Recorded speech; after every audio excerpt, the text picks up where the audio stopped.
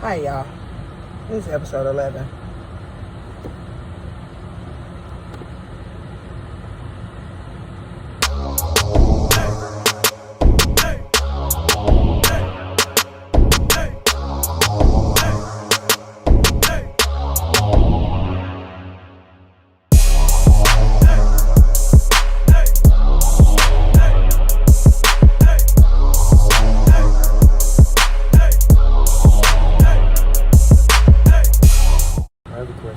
No.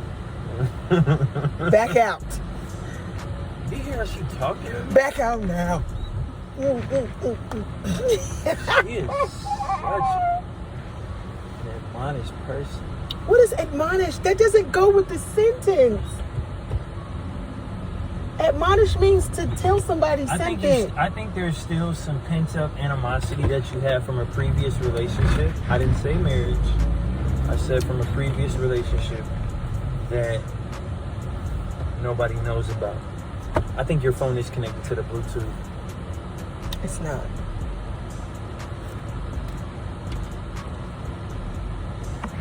Mind you, this light was green. He just said it because it's special.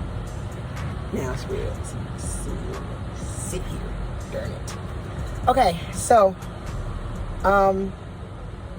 we have to chronicle the things that are going on. We're not going to tell you all the details as my husband likes to tell you. But because we're not trying to tell everybody everything, but we will tell y'all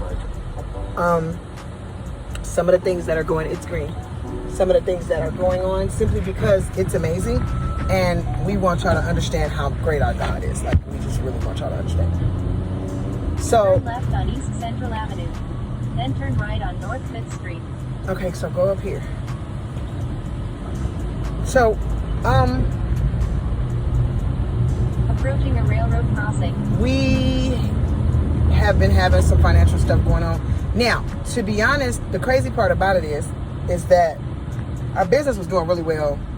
Make this turn left. right on East Solomon Street. Oh, right. Never mind. Our business has been doing really well up until just recently. Like, just in the last few months, we've been having like some serious financial stuff going on. Like, just dumb stuff. Stuff turn right on North Hill Street. That shouldn't all be happening at the same time, but it is. And so we've been praying and asking God, okay, Lord, what are we doing wrong? Are we not tithing correctly? Are we not, what are we doing wrong?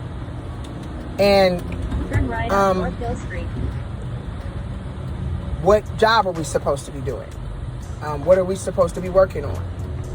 And so, as we've told y'all before, we have 750,000 side hustles. We like Jamaicans. Yeah. We have 12 job month. And so, this lately has become our main side hustle. And that is, we'll share it with you guys, Instacart. Instacart has become our main side hustle since last week. Like, we've just been, you know what? We're going to do Instacart. That seems like, babe, the light's green. So confused.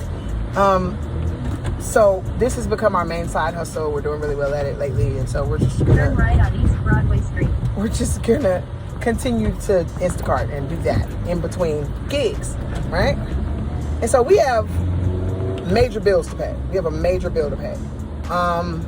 We have, my daughter has cheer. We've got a bunch of bills we got to pay, but we have major bills that we have to pay every week this month.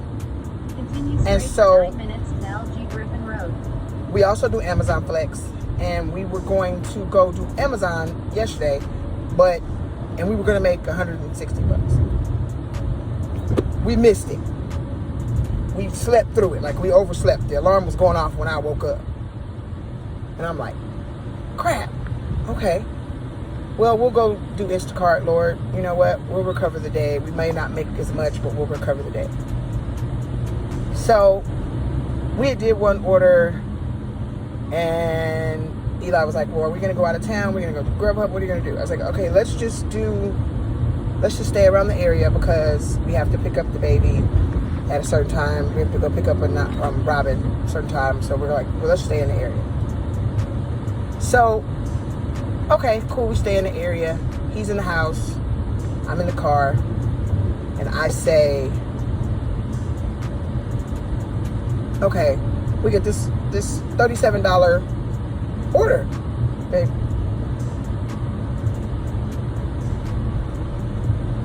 And we get the $37 order, and I'm like, let's go do this $37 order. It was a $40 order. It wasn't 40. It was like 37. It was close to 40. It was 37 and some change. I called it the $40 order.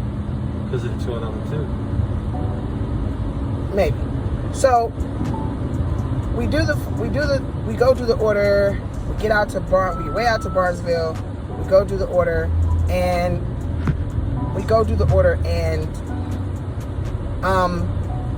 get to the gate, and nobody's coming to the gate. Nobody's coming to the gate. So we're like, okay, what's going on? Ringing the bell, we're calling, nobody's coming to the gate. Huge property. The man finally texts back and says, we're coming from the other house. I looked at my husband, I said, other house? Oh my God. I said, that's how I want to live. I want to have more than one house on my property. This, that, and the third. So they pull up in a little golf cart thing, like a Polaris, and he jumps out. And my husband says, if you don't mind me asking, what do you do for work? He says, would you believe I was homeless 9 years ago? So we get inside. To make a long story short, he starts telling us about the goodness of God and how God has changed his life and how he's a millionaire today and how much God has done for him and this, that, and the third. And this isn't for him. This is for God. You know, I'm blessed to be a blessing and blah, blah, blah. And so he asked us, was it okay if we tip you? And we told him what we were going through. You know, we're going through some financial problems. We got some stuff we got to pay for. This, that, and the third. And we out here. I said, we're right where you were last year. We're just before that. And he says, okay. He says, do you mind if I tip you? And I say, well, in my head, I'm going, y'all already did, but okay, cool. So he hands me some cash in my hand, and I look at my hand, I'm like, I started crying. Large sum of money. It was a couple of zeros.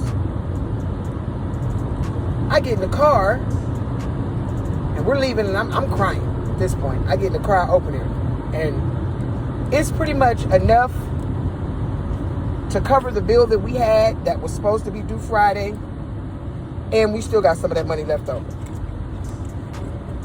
And I'm just like, okay, God,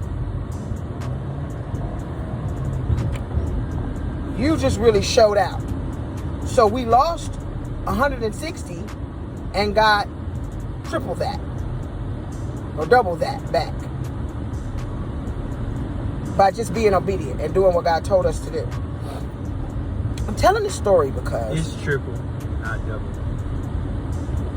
I'm about to do the math. Is it triple? Okay. So yes it is. Yes it is. So actually no, it's quad. You stupid. The reason why I said that is because you don't want people to know what the exact number is. No, but it really is that. If you do the math, it's close to that. It's close to triple. Yeah, it's close to triple. But the gag is that we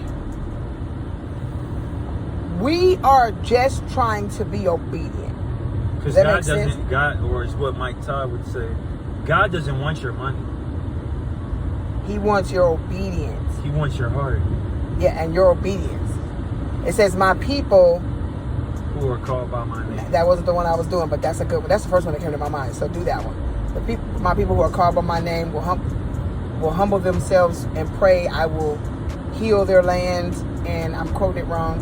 I have to look it up. Those that are called by my name, that will humble themselves and ask forgiveness for their sins. That's, you quote 3 different scriptures. No, those that are my people, which are called by my name. Hold on, I'm going to tell you exactly what it is. I'm going to give it to you, the whole thing. We don't misquote that. Nothing.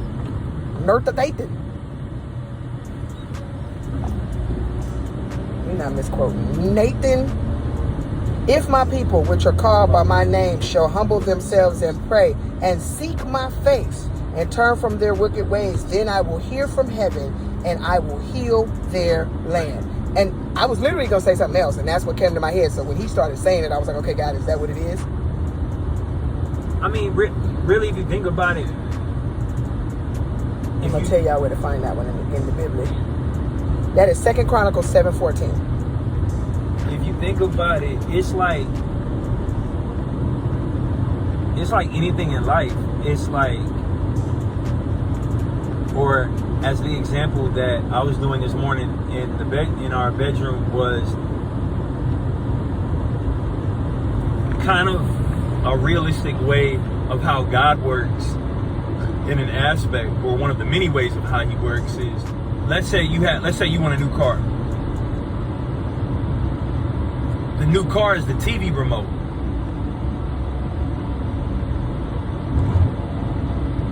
But in order to get that new car, God already put the vision in your head. God already put the idea in your mind and the vision in your spirit to start your business.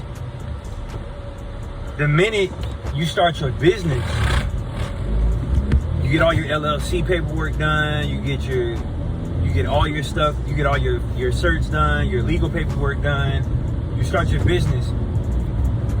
Literally, your business is the blanket, is the top of the blanket. God is the whole blanket in the middle. And the new car is the blessing that God is going to bless you with in order to further your business. So all you have to do is literally humble yourselves and soften your heart, and just be obedient, because God doesn't want your money. He doesn't want any of it. All he wants is your yes. Woo! That's all he wants. So the minute you say yes, that's all he really wants.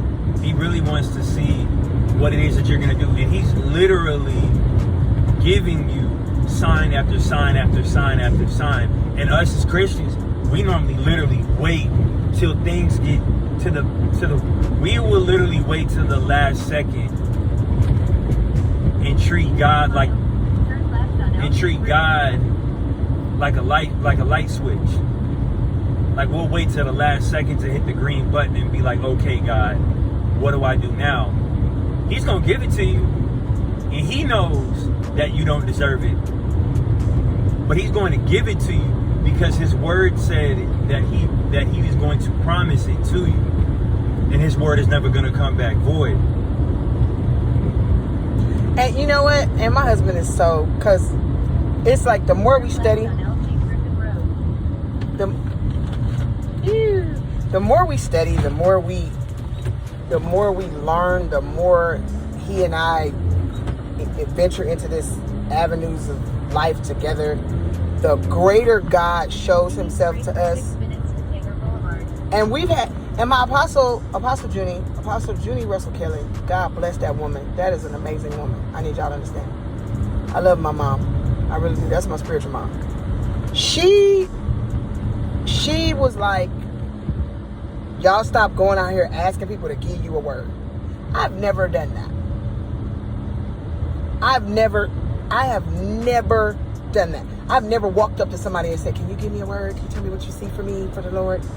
Not to say that I'm saying there's anything necessarily wrong with that. Let me say it that way. But I've never done that. And the reason why I've never done it is because if God has something for me, it's for me. It's not for everybody else. No, not even that part. Well, not for everybody else. I don't have to ask. You have to be careful though. When you go out, when you walk up to a person and you ask them, can you give me a word? Or do you have a word to give me? Because you don't know not really what they believe in. You don't know what season that they're in. Even in church, when you know somebody's a prophet, or man or woman of God. You have to be careful though, even with that. You asking them for a word. Now, I've had God tell me that someone had a word for me. I'm not asking for it. I need God to give that to you. You to give it to me. I'm not asking you for Nathan. You can't. And you have to be careful about just walking up to people, even in a church, even in a fellowship hall or the church that you go to. You have to be careful about going to your congregation and asking them, give me a word. Because going from one child of God to another child of God, I don't want to walk up to a person that's in my congregation and ask them, do you have a word to give me? Because they're not perfect. So if they give me something that was at the wrong time and I accept it, Right. If it's out of season. and if it's out of season, Right. I've now literally told God, I don't need you for this season. I'm going to take that word and run on it. But what if running on that word causes too soon. would cause Yeah, it you causes a problem. It's Yeah. going to cause a whole bunch of problems that you're not going to know how to get out of. And God being the person that He is, He's literally out of 100%, He's going to let you go 10. He's not going to cut you short, because if He cuts you short, you're not going to learn the lesson. Right. That part. Because it's a lot of times when people get into stuff before they're supposed to, like before they're ready. A preemptive, not to cut you off. No, Well, you're go ahead. good. No, you're good. Go. A preemptive decision, a preemptive made decision could be the difference between you putting yourself in a place to where you give the enemy enough power to come in and ruin everything and have you start all over again, or Yeah, it's an or. I heard that one. Go ahead. or it could be to where you expose yourself too soon Ooh-wee. and you're at a crossroads where you've created an enemy within your own self, because now you're battling something that you never really had to battle That you weren't supposed to battle. at all. Because it says with new levels, new devils. So if you go to a level that you're not even ready to be on, and now you're dealing with those devils at that level when you wasn't ready for the devils at the first level, you now have put yourself in a situation where, and somebody else started it, they gave you a preemptive or a premature word, and you done went off on this premature word. So prophets, I admonish you, because as prophetic people, we know. Don't be just handing out information to people, and because you want to feel like you're giving a word and you got a word every day. It ain't got to be like that. Let God be the one to give you that. And one of the things that I could definitely say that I could definitely take accountability for is, and that's one of the problems. I know that's one of the issues that I deal with, is taking accountability.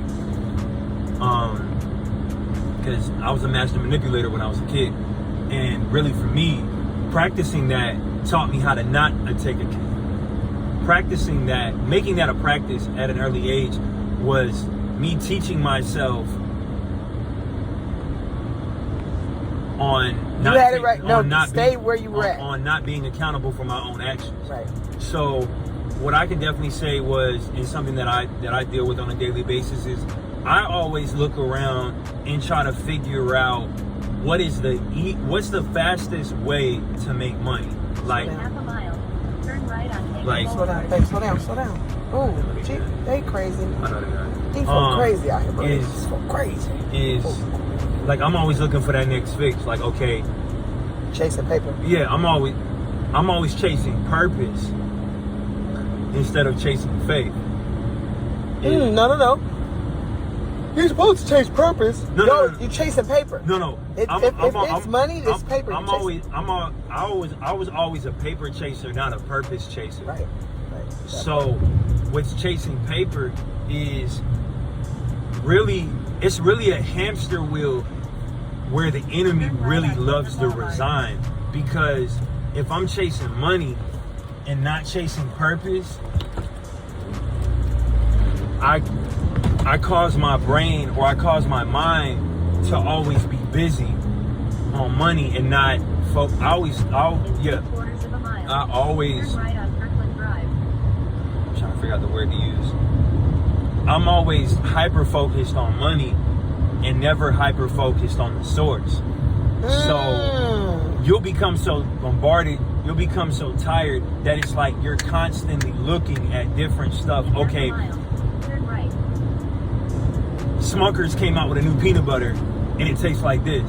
What if I take that same recipe and look at the measurements and be like, instead of 3/4 cups of this, instead of 2 cups, I'm gonna do 1/3. and shorten it. Well, now, not only do you have to come up with that, now you have to come up with your own peanut butter, your own recipe for a different type of peanut butter. Because if there's anything that resembles what they've already made, you got to figure out how to recreate it without being sued. So it's like you're working so hard to reinvent the wheel when all you have to do is basically go to the source and ask him, okay, God, what are we doing now? And then he's going to say, what were your last instructions? And then you go off of that until the season switches. But the other side of it too, let's go back to the peanut butter, because that's important. So you say you're going to take Smucker's, you're going to take that recipe and you're going to try and change it and create your own recipe. But if you go to the source, which is Smucker's, that peanut butter's already been perfected. It's already been tried. It's already been done. We know it spreads good. If you like crunchy, we know it's just the right amount of nuts in the peanut butter when you spread it on the bread. Why are you trying to reinvent the wheel when God has already proven to you that he can do it? God has already proven to you that it can be done. He's already done it. So why are we trying to reinvent? So why are we trying to make our own peanut butter to make a peanut butter and jelly sandwich when God has already done it? Now, for all of y'all that actually make homemade peanut butter, we're not talking about y'all. This ain't the same thing. That's an analogy. But 703. So we just so I'm trying to figure out. So the ones in the back. The trunk. This is the trunk. Okay, what about the one bag? The one bag is C. That's the last bag. Okay. So we are so grateful that God has literally shown up and shown out. We have another situation on Friday where we've got somebody offering us money. Now, mind you, the bill that we had to pay was due Friday. We already paid for Friday. So now we're literally ahead. Whatever we're doing now is for next week. And this is what we have figured out. The Bible says the blessings of the Lord add riches and no sorrow. So if it's a struggle, if it's hard, that ain't God. Now, you may go through some stuff. Because that's the season that you're basically... And really, the season that a lot of people don't talk about is the season of isolation. Whoop. And a lot of people... Wait, This man done went somewhere. That's the season you don't want to be in. I promise you don't want to be in that season. If you get hit with 2 seasons of isolation, God finna move. God always gonna move because God is only going to move as fast as we move. Yeah, because people think like it's like he asked me the other day, babe, how long we gonna be in the wilderness? I said, I don't know, but I ain't trying to do but 11 days, which is what they was actually supposed to be in there for. They was in there for 40 years. I ain't trying to do none of that. You don't want to be. We not trying to be in the wilderness too long. It's gonna be in the wilderness for about 4-5 minutes. Learn whatever it is that you're supposed to learn at this level, so that you can go to the next level. Now, mind you, it's new levels. And really, if you think about it, to add to the isolation, the minute you get saved, that's when isolation starts. Because you start... That's if you really, really trying to embrace your salvation. No. Because some people get saved and go right back out into the wilderness and live in the wilderness, but saved. No. Not... I'm trying to think. That would be... That's what you call we call it teeter-totter salvation. Ooh. Is what you call that. That's what that is. I did that for a minute. Did you make that up, or did you get that from Apostle Shauna? No, I made that up. You made that one? Yeah, I did that for Shout out to Apostle Shauna Lampton. I did that too. That's his spiritual originator. That's his spiritual mom. I did that for a minute. I did teeter-totter salvation. Like I would ride with God long enough to get what I needed, and then I would put him on the back burner. Ooh. And then when I saw the hill getting thick, I'd pull him off the back and put him on the front. And then when the hill when the hill goes down and it's a flat land, I put God on the back burner. And then I started Teeter-totter salvation. You don't want that. Baby. I promise you don't want that. You want to see Ooh. you want to see something Honorable some crazy stuff. Wow. This man then gave us some greatest of all time little tidbits, little nuggets. Y'all need to be taking notes. My boy right here, this boy right here. Teeter-totter salvation is so crazy to the point of it's for me. I can definitely say, not even. I need y'all to understand. Not even to that'll preach. He gonna preach that thing. I'm gonna write that down. That man gonna preach that thing one day. Don't be trying to hide from the camera. Teeter-totter salvation. I'm finna text that to our apostle. It's so crazy. Teeter-totter salvation. It's so. That sound like a book. It's so crazy. Y'all don't understand. Nah, That's it's so crazy with teeter-totter salvation that it's on the level of I like see a book cover. I know for me, and I can only speak Proud for wife me. moment. I can only speak for me. It was on the right level of God wouldn't hurt me. He would hurt those that were around me. Like people I call my friends. They'd either get into an accident, they get sick, they get ill, they'd almost die, they pass away. Like when they talk about everything you touch turns into stone, or everything you touch destroys, that's really where teeter-totter salvation would come into play. It was like to the point of I would run myself tired and don't know why I was tired, just to keep up an image that I knew I couldn't afford to keep up. Because you go broke being fake. I promise you'll go broke being fake. You will. We gotta deliver these groceries. Okay. We gonna sign off, y'all. This is gonna be a part 2 to this thing right here. No, sir. No, sir. No. You'll go broke being you'll go broke being fake. Because if you really look at it, even outside of the spiritual, let's go physical. If you look at it, the iPhone 12 drops. Not even 4 months goes by. As soon as the release date for the iPhone 12 drops, the 13 right on the back burner. They waiting. They mass producing. So you have to think about it. Like what Mama Junie talked about, the designers, Christian Dior, Dior, Christian Louboutin, Gucci, Louis Vuitton, Zantoni Giuseppe, Ferragamo, Dolce & Gabbana, Cartier, Ralph Polo, Ralph Lauren, Levi, all of them, Off-White, all them. If you look at it, it's so.